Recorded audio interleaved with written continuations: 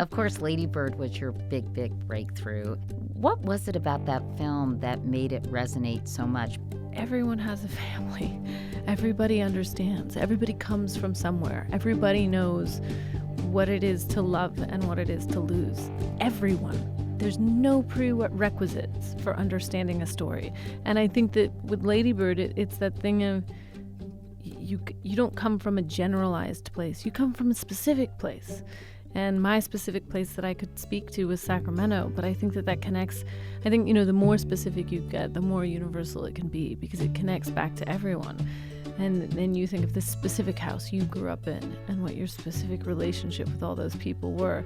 I had lots of men tell me, they were like, I know it's about a teenage girl, but I feel like I'm Lady Bird. I was like, that's fine. You're a 60-year-old man, and I totally support you in that. I think that's right. You're a Lady Bird. Let's talk about Little Women. You remind me of myself.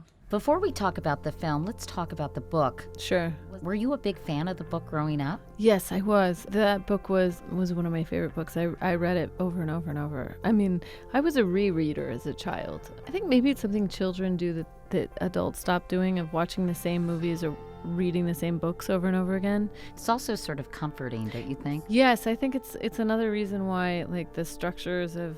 I'm a huge Law & Order fan, but Dun-dun. I know, it's my favorite.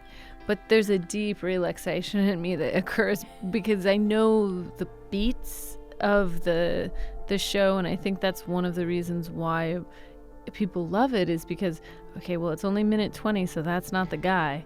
We're going to wait to get him till minute 45. I'm going to have to do a little matchmaking between you and Mariska Hargitay. I love her. I love her. Do you know her? Have you No, met her? I've never met her, and I love her. Okay. I almost don't want to meet her because I love her so much. No, you're going to love her in person. She's the most comforting. Like in meditation when they say, like, go think of a beach or something that makes you feel safe. I always think of Mariska Hargitay's face because I feel like she's so compassionate, and it really just comes through on the screen. Meanwhile, this is the 6th film adaptation of Little Women. You, in fact, do such an interesting spin. And I'm so sick of people saying that love is just all a woman is fit for. I'm so sick of it. And I shouldn't have been surprised, but against the backdrop of the modern woman, it was still jarring for me to watch women with so much spirit and so little agency. Yes. Was that something that you also, as a modern American woman in a position of power now, Yes. that you grappled with a bit?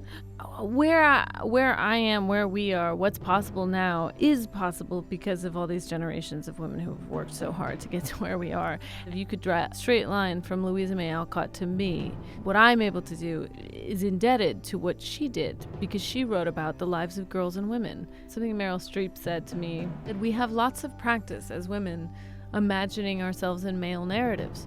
We've done it our whole lives because we're always reading books and going to films and looking at men and projecting ourselves into their stories. And I actually think that they have huge capacities to do the same. Men have a capacity to go to films or read novels and to feel themselves within a female character. Well, like that man said, I'm Lady Bird, I'm right? Lady Bird, that's right. And I think that there's a fear that it diminishes their masculinity somehow. But I only think it makes the expression of who you are deeper if you can see yourself as many.